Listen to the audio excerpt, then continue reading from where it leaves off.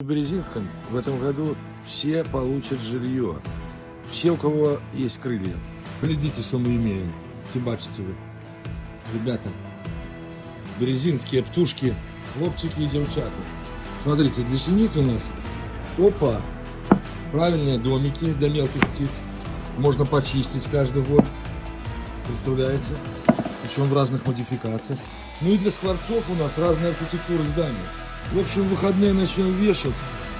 Так что, дети, буду звать вас.